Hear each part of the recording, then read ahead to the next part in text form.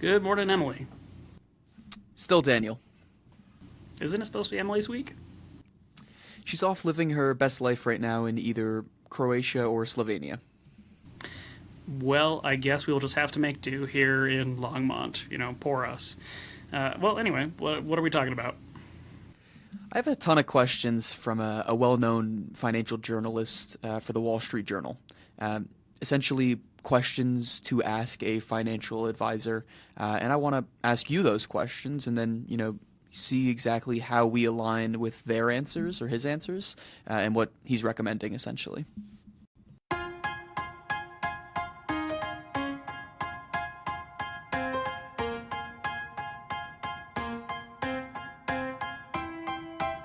Welcome to the Science of Wealth, where we discuss the science behind financial planning and the art of learning and applying it.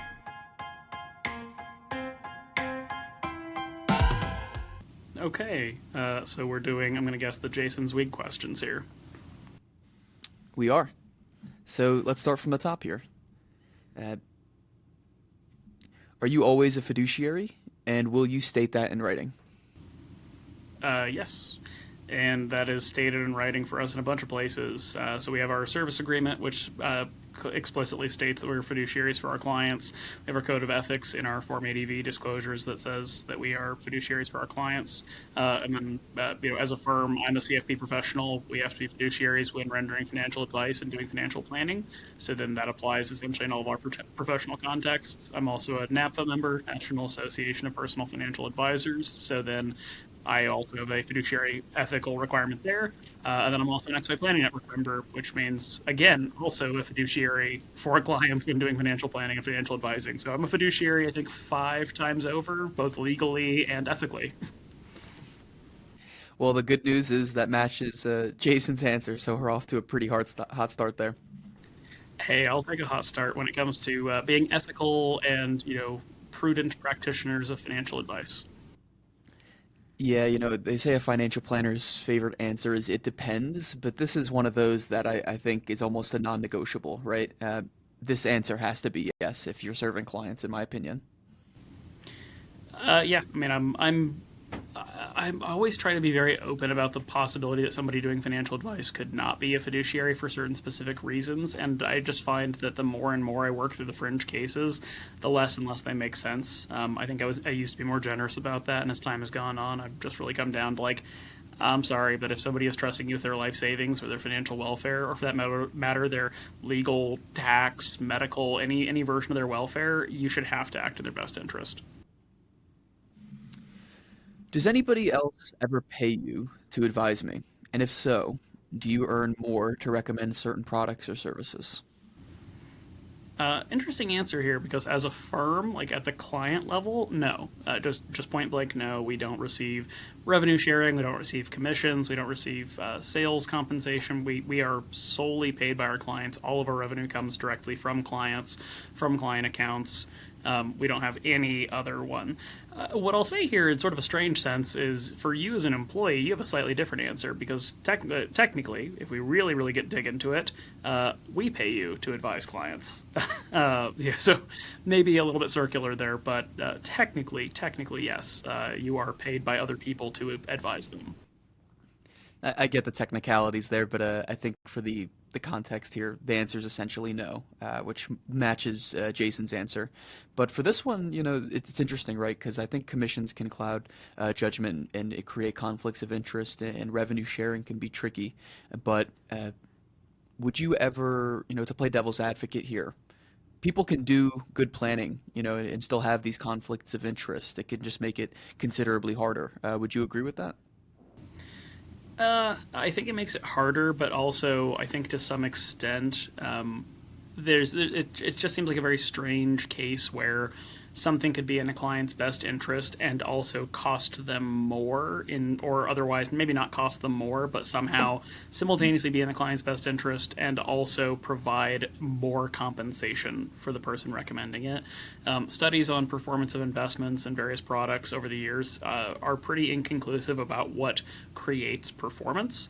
but they are pretty stringent about the basic correlation between the idea that the higher the cost of the thing, the worse the performance of the thing will be. And I think that's just sort of a basic math, right? If it costs you X percent more, then that's X percent more value that also needs to be generated to make up that difference. Do you participate in any sales contests or award programs that create incentives in favor of particular vendors? No, not at all. It's sort of the same answer, right? We don't accept commissions, sales rewards, and ideas for people who don't know. I've heard of things like life insurance companies sending people to Costa Rica if they sell at least 10 life policies from that carrier in a calendar year. I've seen awards for things like trips to luxury resorts or, even, for example, back in my fee-based days, right as I was leaving that firm, they had come up with a sort of lottery-based award or raffle-based award where for every dollar you placed in certain advisory programs, you would be entered into a drawing for essentially like a trip to, I think, Napa was the first year award or something like that. So there's lots of that sort of stuff in the financial industry.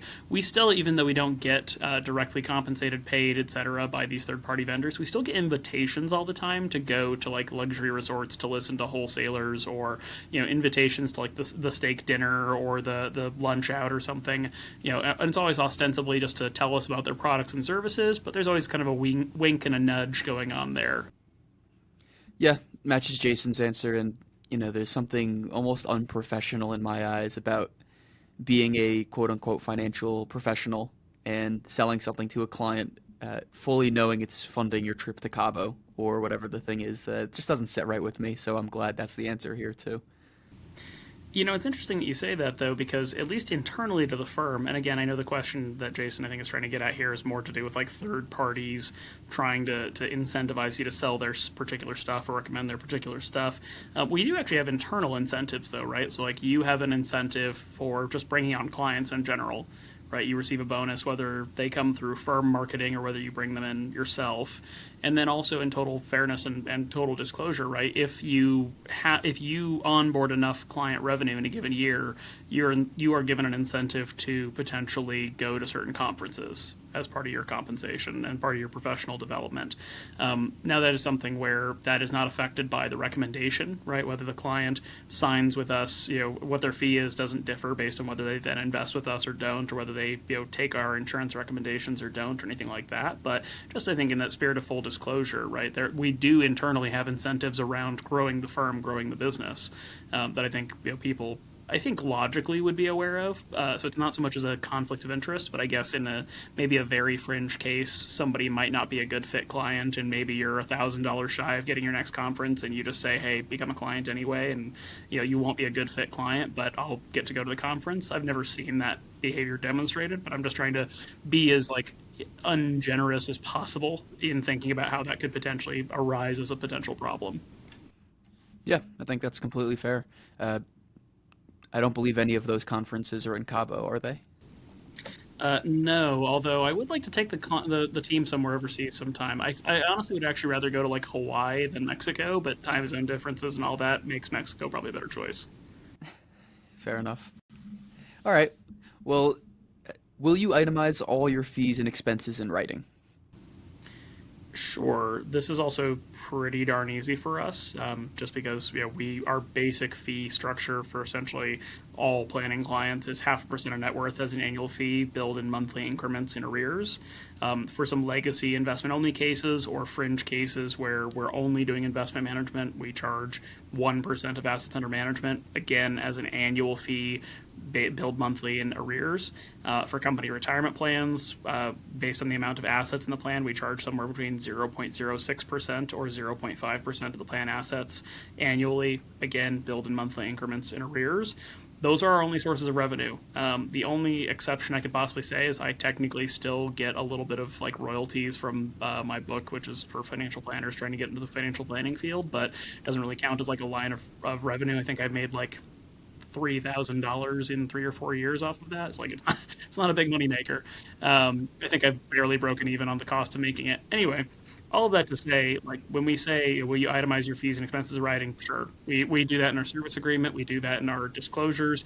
If a client said, do the math for me, very easy math to do. And we do it with clients before they become clients. They understand the full cost of what they're paying monthly, annually, and if that ever changes, we disclose that to them in writing on a going basis.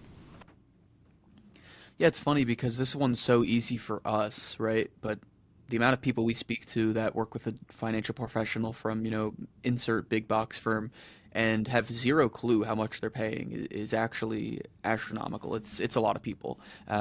Is it that easy for them too, or is it because they have, various ways to get compensated, whether it's revenue sharing or commissions, as well as, salary from the company and, sales quotas? I mean, that's a really good question. I think for a lot of people, the funny thing is that they actually probably can't answer the question. It's interesting if you go watch financial advisors in like a forum like Reddit talk about what they're paid. You'll see a lot of them talk about what's called the grid.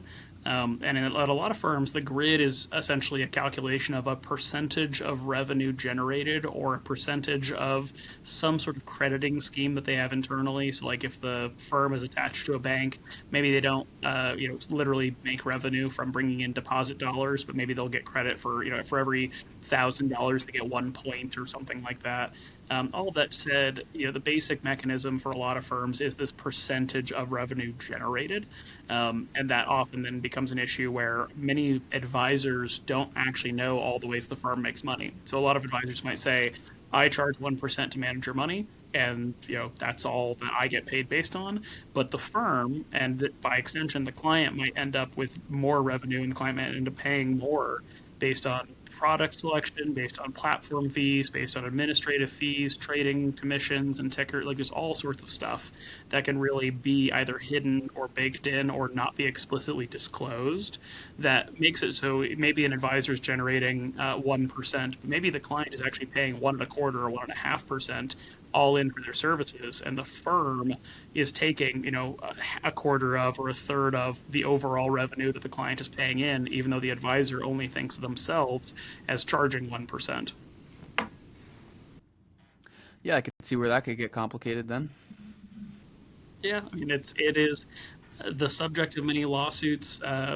For a reason. A lot of firms have paid out some pretty substantial fees and fines, and it's interesting because there's even case like recently Vanguard, which is sort of the patron saint of low cost index products.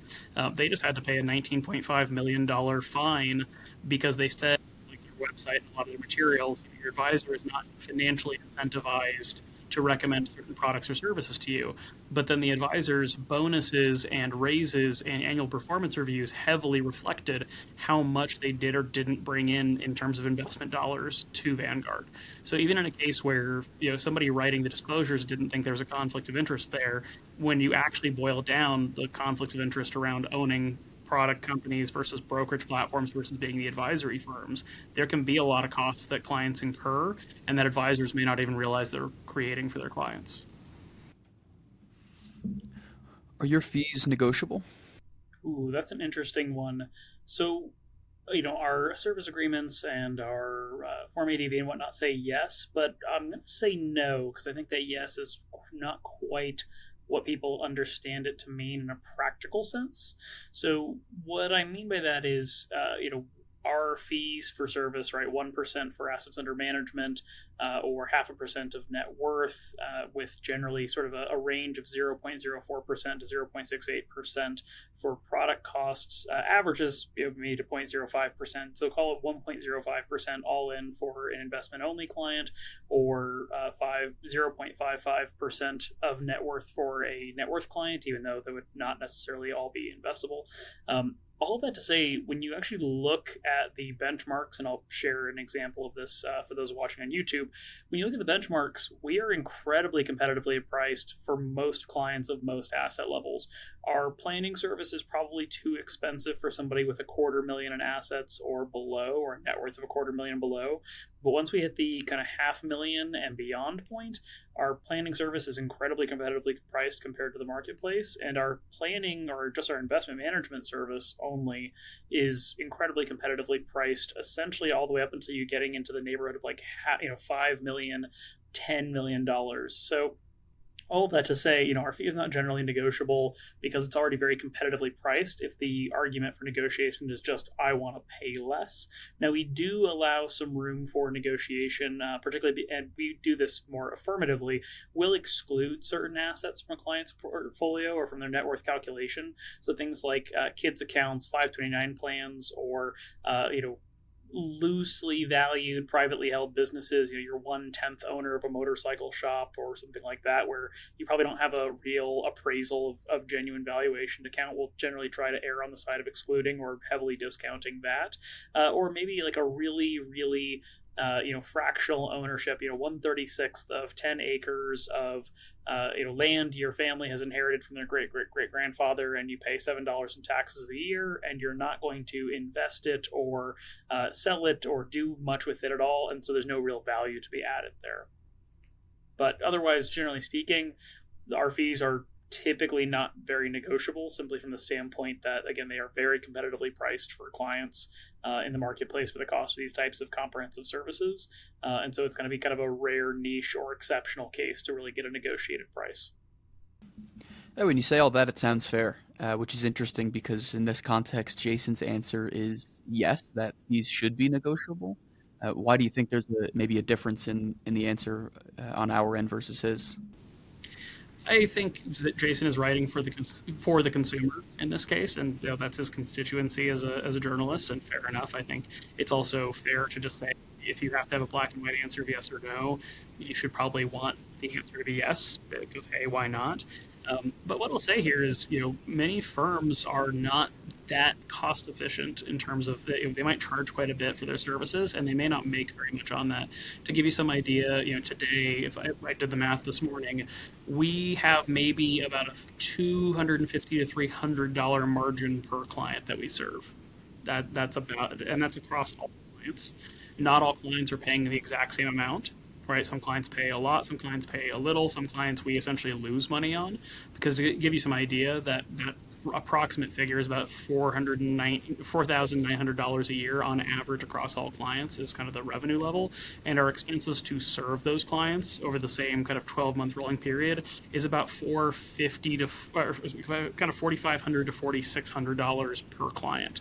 So, it's something where he can say, like, oh, they should be willing to negotiate with you, and you should look for somebody willing to negotiate. But that removes the possibility or creates the presumption that there's a really large margin to be had in your client relationship, and that the services are not already well priced or effectively priced based on the costs incurred by these professionals to provide you with this advice. All right. Will you consider charging by the hour or a retainer instead of an annual fee based on my assets? Straight up here, no. And I can fight this one from the top of the hill and win that fight because this is my research specialization. So, challenge me, Daniel. Make the argument for Mr. Zweig. Well, Mr. Zweig says yes, Dan. Charging by the hour or retainer as opposed to, an annual fee for assets. What if I have a very nuanced question, right? Hey, should I do a Roth conversion this year or not? I do everything else myself, right? I might just need an hour of your time or to poke you once a year for a quick question or two. What's wrong with that? I don't think there's anything wrong with that. However, I think we're painting with a very broad brush here. I think Jason's answer of yes, that you should find somebody who charges by the hour or retainer instead of an annual fee based on assets, presupposes a certain type of advisor-client relationship. It presupposes a certain set of needs. It presupposes a certain set of circumstances. It presupposes a certain service model or type of deliverable that the advisor can or will or should provide. And that is not a universal truism.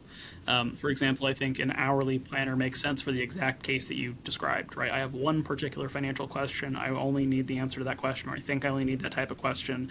I don't want help implementing the answer. I don't want assistance, working through it. And I have no questions, nor do I want to hear about any what ifs or what abouts or it depends factors. I just want your point blank answer to my question.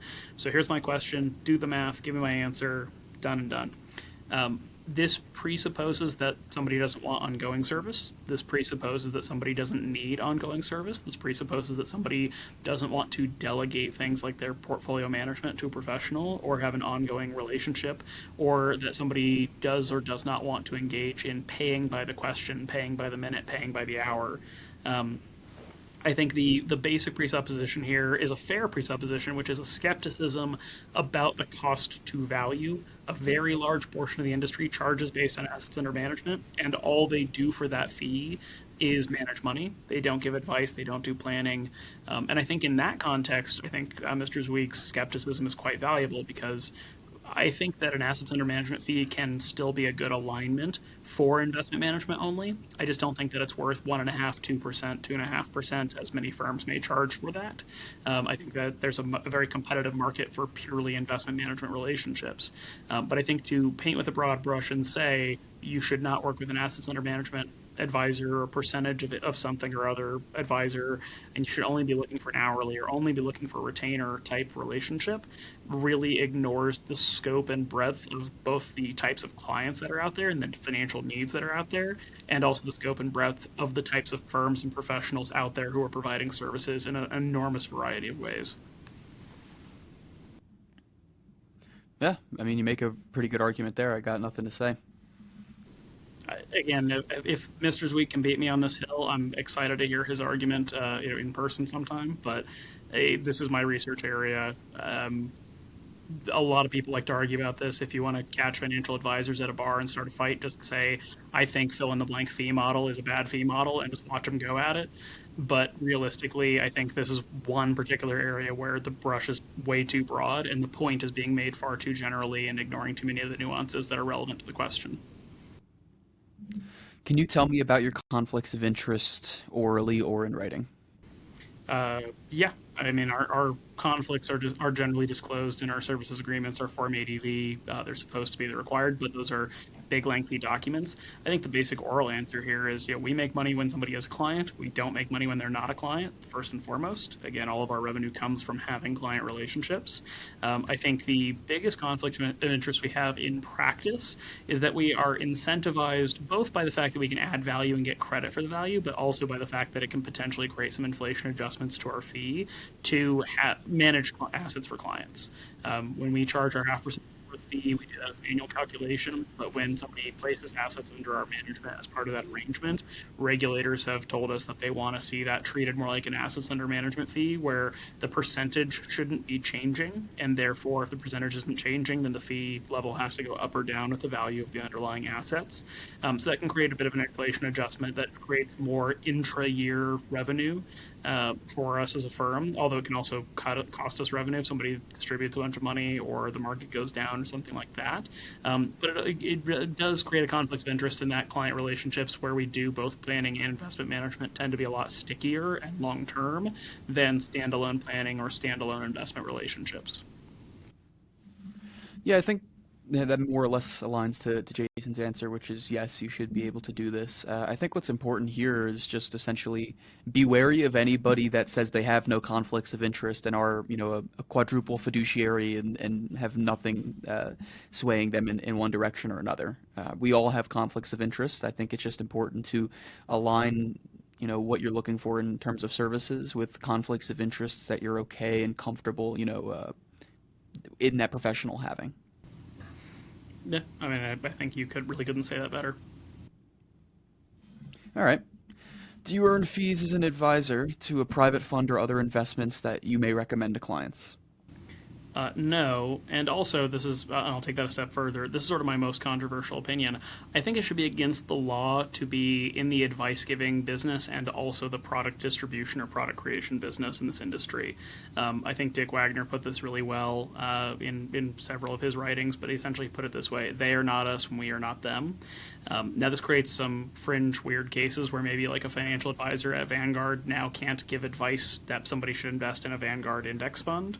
So I can see kind of a world here where there's cases where that rule doesn't make sense. But if you say, Dan, you're king for a day, shall people have the ability to offer products in addition to their advice? My answer would just be no. Yeah, I think there's a couple other things you'd do if you were king for a day too. It's a long list, Daniel. I'm trying to keep it short. No, I think that's fair. I mean, it's frustrating when, we meet with somebody who says, "Oh, I have a financial planner or I had one," and then they mention where that planner, quote unquote, is from. Um, and you see the quality of the plan or lack thereof. And it's frustrating sometimes, as you said, right? They are not us, we are not them. But to be associated or even put in the same conversation as people who are just simply pushing products or have sales incentives and really just focus on that. Yeah, I mean, it is tragic that when you see clients from certain firms, particularly big name firms, you can essentially make an educated guess with probably a 90% accuracy rate about what their money is going to be invested in or what products they're going to have in their overall financial situation. And frankly, it should not be so easy. Do you pay referral fees to generate new clients? We don't. And my basic answer for this or reason for this is I think if a professional or a client or anybody else is going to recommend us, I want them to do it because they think it's in that person's best interest, that they think we are the best or one of the best possible providers for them. I don't want somebody to come to us just because we're paying their CPA, $100 to send us a name or their lawyer money to send us a name. There are big referral marketing lead generation platforms that charge enormous amounts of money for planning leads. We could probably grow a lot faster as a firm if we did this and make up the difference in the cost and all that. But again, I want somebody to come to us with a full comfort and belief that they're coming to us and being told to come to us because we are the best option for them or one of the best options for them, not because whoever sent them to us was getting a $100 check in the mail. Yeah, I mean, aligns with Jason's answer, aligns with my opinion. I have nothing there. Super easy. So, do you focus solely on investment management, or do you advise on taxes, estates, retirement, budgeting, debt management, and insurance? Uh, yes, if I'm hearing the question correctly, we do. It's easier to say what we don't do. We're not a law firm, we're not a tax prep firm, and we're not a bank. Um, if you exclude all of those things, and then maybe also just exclude we're not brokers or insurance agents, then if it's a financial issue or topic, we're going to support it or help with it. So, we don't do tax returns, we don't write legal documents, we don't take deposits, issue loans, we don't act as custodian or trustees, we don't sell investment or insurance products. But otherwise, if it's a financial question or financial topic, we're going to be involved in it. And even if you have a need that falls into one of those categories, we're happy to be part of the conversation and be giving advice. We're just not in the business of doing those particular things. Makes sense to me. That more or less, aligns with my opinions here. Um, I guess it depends on your needs, right? Jason doesn't really give a black or white answer here, but I assume we don't do all these things for all of our clients every year, do we? I mean, we try, right? We have an annual service cycle where, kind of on a quarter to quarter basis, we are trying to cover every element or facet of their financial situation. So we're looking at insurance, we're looking at estate, we're looking at investments, we're looking at their real estate, their vehicles, their cash flow, their debts, liabilities, their college savings plans, their education plans. We're trying to look at everything on a regular basis because there's the stuff that kind of pops up as urgent in your life, like, oh my gosh, we need to move, so we need to get a mortgage and figure out how to sell our house and do all this stuff. And that's event driven, but there's lots of stuff in your financial life that really demands maintenance that's easy to forget about or go into a deferred maintenance sort of approach to. And so we really try to make sure we're touching on all the facets of a client's financial life at least once a year. Makes sense to me. Yeah, it's pretty easy for things to, fall through the cracks.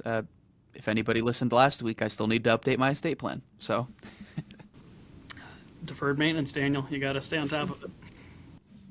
all right, similar to the two questions ago. Do we earn fees for referring clients to specialists like estate attorneys or insurance agents? No, and the same logic as the other one. When I send a client, a friend, a colleague, whoever it is, to somebody, I want to send them to them because I think they're the best possible provider or one of the best possible providers for their particular need.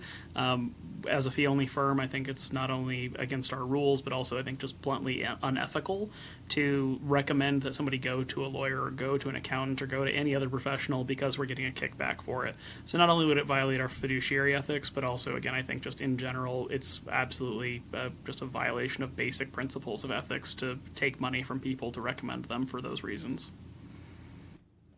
Yeah.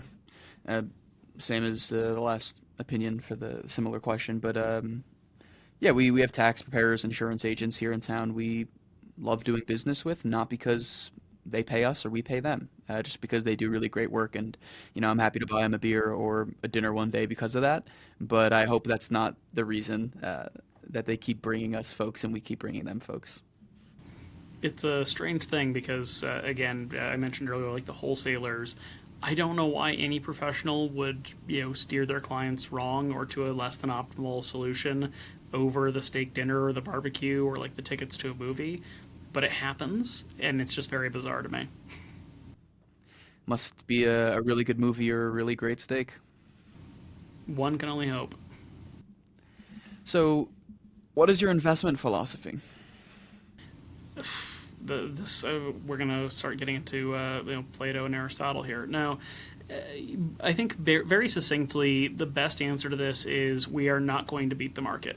Is our investment philosophy, and that's not a statement about saying like we're going to underperform or do terribly or something like that. It's a statement that our investment philosophy is largely derived from the principle that some of the best educated, best resourced, highest budget firms for investment research that beat the market failed to do so. I always think about Bill Miller, who, for anybody who doesn't know, used to run a value fund for like Mason, was essentially the best portfolio manager in the world from like 1991 to 2005. And then the decade following that, 2006 to 2015, was in the bottom 4% year over year for the next decade. Right, so somebody who was objectively the best in the world for 15 years then became one of the worst in the world for the last 40% of his career. I always keep that sort of thing in mind because somebody like Mr. Miller, had all the resources in the world to do the best job possible, and there's all these big investment companies that supposedly have all the resources in the world to do the best job possible, and the data is just not on the side that they will outperform the market in any serious sense. And from our particular perspective, as a four-person firm in Longmont, Colorado, that doesn't have all the resources in the world, we're definitely not going to. So our investment philosophy is we're going to buy low-cost index funds, and we're going to be more or less aggressive in alignment with what the client's financial plan dictates as a necessary targeted rate of return and risk for their plan to function. No more, no less. Jason actually doesn't have a recommended answer here, and I'll share my thoughts until we answer a couple more questions because the next couple are investment related. So, do you believe in technical analysis or market timing? No, and for anybody who doesn't know, the joke about technical analysis is that it is zodiacs for men or astrology for men. It is, just tea leaf reading of the dumbest type, where it's interesting, it's fascinating, and for anybody who's not familiar with it, technical analysis is where you see like the pictures of the fancy like bars, candlestick charts, and like there's stuff going up and down, and people are like jumping in and jumping out, and it's all about just like reading the tea leaves of the movement of the market or the movement of a particular asset. We have no belief in that whatsoever. And then same thing for market timing. The closest we get to market timing is a desire not to stand in front of oncoming trains. And my example of that is we do a little bit of interest rate adjustment or duration adjustment in our fixed income portfolios. And it's largely just around, hey, if the Fed interest rate is zero, that's fine, but that means that if they raise rates, long-term bonds are going to get hit really badly. So we should probably not hold those when rates are super duper low. And conversely, when rates are relatively high, maybe it makes more sense to hold longer-term bonds because if there's an anticipation that rates will come down, then that'll produce a premium on the value of those. That's as close as we get to anything related to market timing. And we're timing in the genre of like several years at a time here. So we're not like jumping in, jumping out, making decisions day by day in that sort of sense. Got it. So, do you believe you can beat the market, Dan? As our investment philosophy already states, absolutely not. The funny thing is, we have beaten it, depending on the benchmark or the thing you look at, in a couple of instances from time to time. Like we technically have a positive alpha on our most aggressive portfolio right now, and like that's cool, but that is, I think, a fluke more than anything. That was never the intent to beat the market or outperform the benchmarks in any way. And we've had, real surprisingly strong returns over the last several years. And I say that, and I now say with great caution, I would never expect that to be the norm or consistent over time. I think that is an absolute fluke of timing and measurement. I have no belief or desire to believe, and nor do I want anybody to ever listen to me say this, right? And come away with the belief that somehow we're going to do great or do stellar or beat the market in any sense. It is just a strange fluke that it's happened in a couple instances, and I think more realistically, we should expect to match the market at best or underperform it in general. How often do you trade? So, basic answer here is we don't trade, I think, in the way that this question is being asked. Like, I think it's asking, like, are you spending all day looking for opportunities and selling this and buying that? Our answer here is essentially rules based. When we assign clients a portfolio, right, we have certain model parameters. We say you're going to be 40% this and 13% and so on. We then have tolerance bands, essentially equivalent to a 20% variation from that. So if your position was supposed to be 10%, if it is within 8 to 12%, we're not going to trade it. But if it gets bigger than 12% or smaller than 8%, then that would trigger for us a necessity to do some trading to bring that back into alignment. That has more to do with keeping long-term risk-reward issues in place, less than it does trying to like find the most opportune this, that, or the other at the right time. Yeah, I think Jason's answer here is as seldom as possible, or ideally once or twice a year, which, like I said, or like you said, I think this question more pertains to like day trading and looking for opportunities and such. That being said, is that something we're doing in conducting research for the actual funds we have for clients' portfolios? We do a pretty good job of keeping a very ongoing view of the investments that we recommend for clients. Part of that is that we don't have a very large list. So we don't have like 200 funds we're keeping track of. We have about 13 different funds we're keeping track of directly, and then we're looking at them in comparison to their peers and their closest match peers. So we're not looking at all 17,000 funds out there. We're looking at 13 and then plus or minus 3 to 5 in comparison to those 13 on a going basis, and that's really where we kind of keep our focus. All right. How do you report investment performance? So we use a time weighted return calculation, which essentially is a calculation that ignores cash flow. So it ignores you adding more money to the portfolio or you distributing money from the portfolio as part of the calculation. This differs from internal rate of return, which is really appropriate for something like a real estate project where you can account for like real estate appreciation, but also account for mortgage payments and rental payments, that sort of thing. So we use a time weighted return. That return is also reported net of expenses, net of fees. So it is a genuine return number that accounts for all the costs before giving you a return figure. And then we report that in kind of high level detail in a monthly email, in a greater level of detail in a downloadable report. And then we're also reviewing this in the context of a financial plan on a going basis with clients. You might have said this and I might have missed it. Does this include dividends and interest being reinvested as well? Yes, I think it's difficult to ascertain from a portfolio what its return is if you ignore cash flows. And even things like big, benchmark indexes don't do nearly as well if you ignore their dividends. For anybody who's not aware, dividends are if I have $100 in stock value and a $5 dividend comes out, then I end up with $95 in stock value and a $5 dividend. So if you ignore dividends or you ignore interest payments, then you're fundamentally kind of misreporting what's happening. Okay, great. More or less aligns with Jason's answer here too.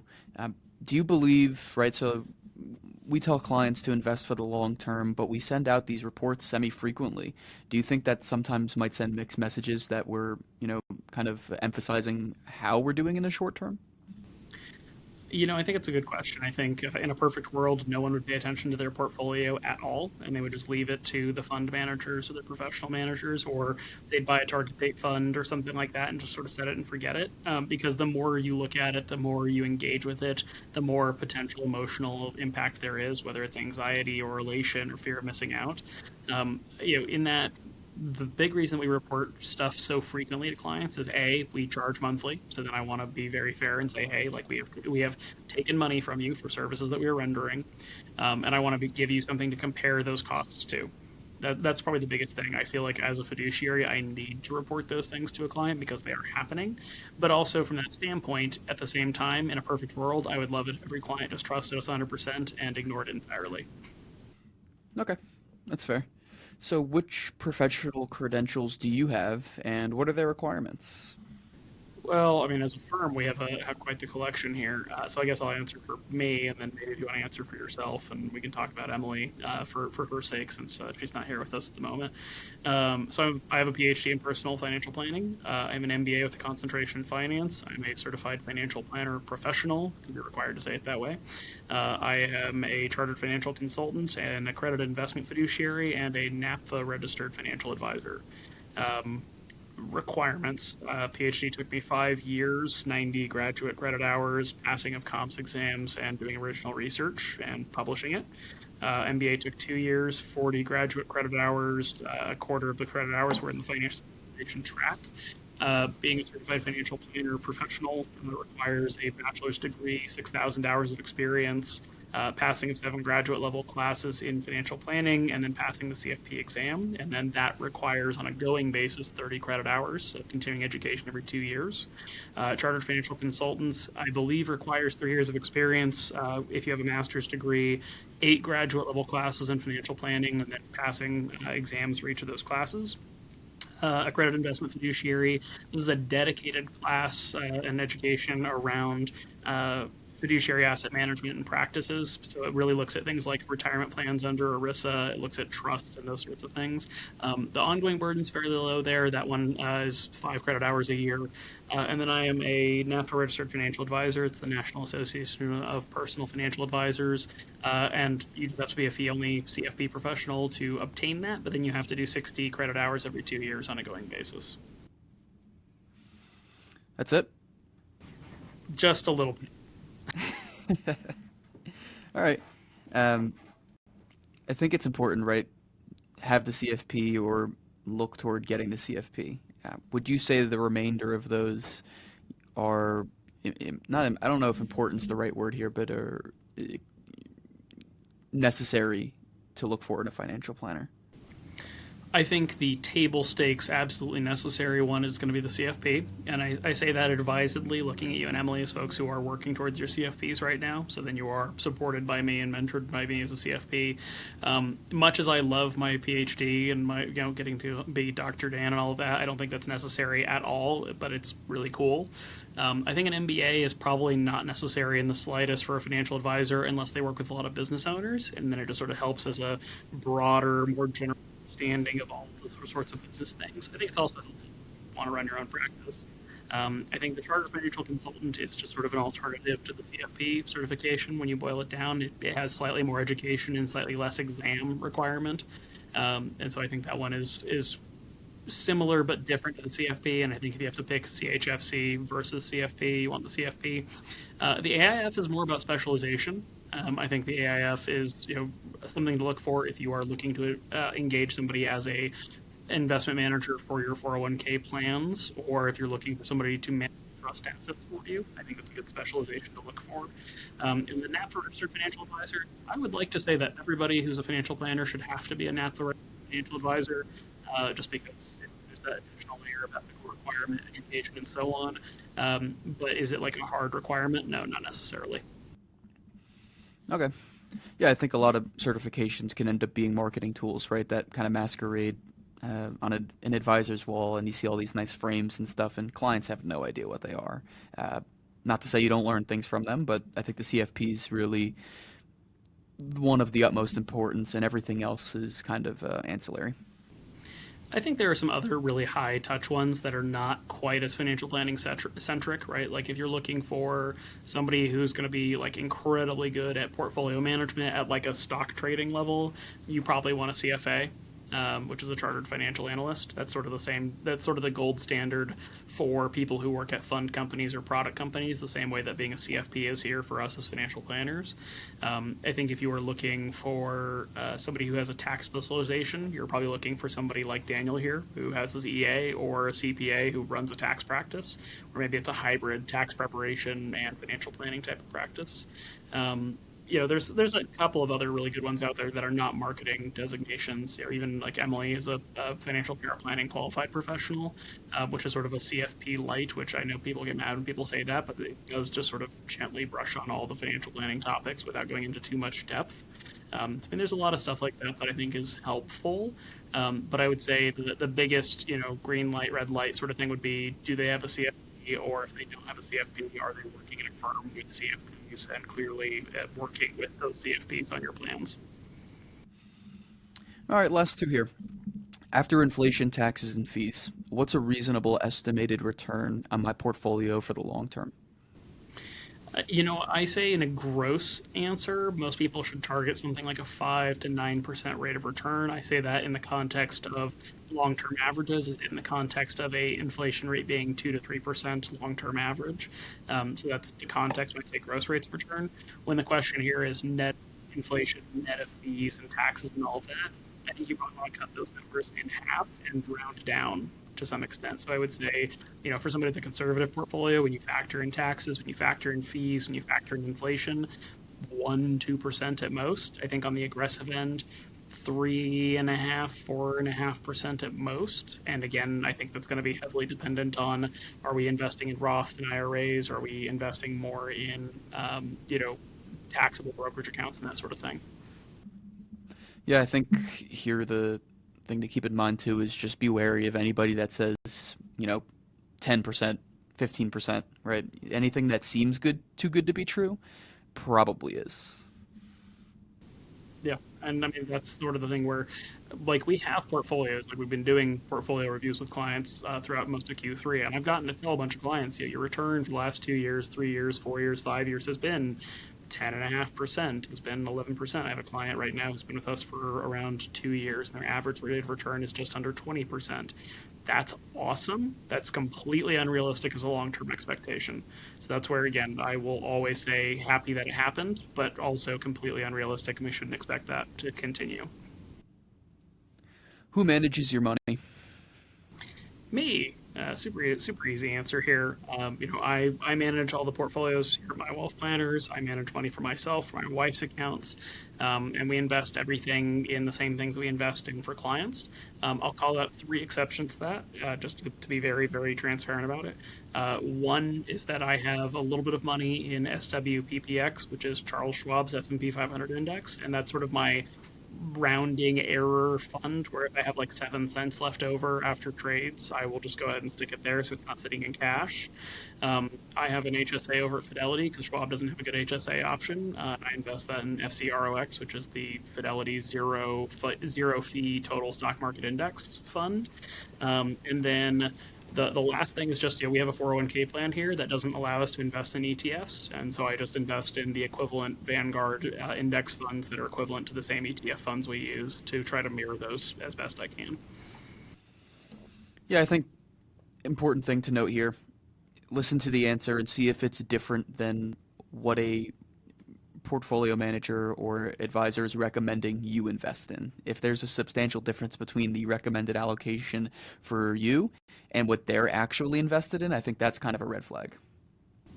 Yeah, and it's one thing to say like, hey, my advisor is 60 and I'm 25 and they're way more conservative than I am. Like that's not quite the issue there. But I think if they're like, oh yeah, all my money is in these funds, but I'm recommending that you use this at separately managed account service or TAMP service, then I look at it and go like, well, hold on. Like, why is one type of investment great for you and terrible for me outside of just how much risk reward there is? Sweet.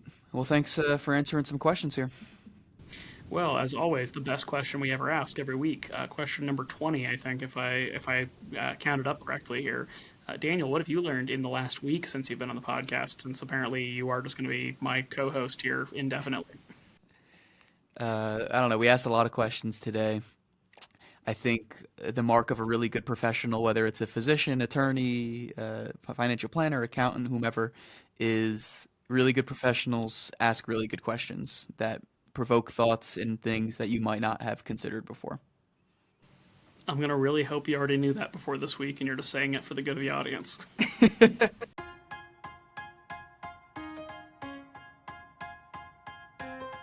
The Science of Wealth is produced by My Wealth Planners, a registered investment advisor in Colorado. The theme song is This Is Your Time by Dan Phillips. The podcast is intended for educational purposes only and is not investment advice or any other form of advice. Not all material discussed on the podcast is appropriate for every individual in every circumstance, so you should consult with a certified financial planner, tax professional, or legal professional as appropriate before attempting to apply any of the subjects, strategies, or tactics discussed on the podcast.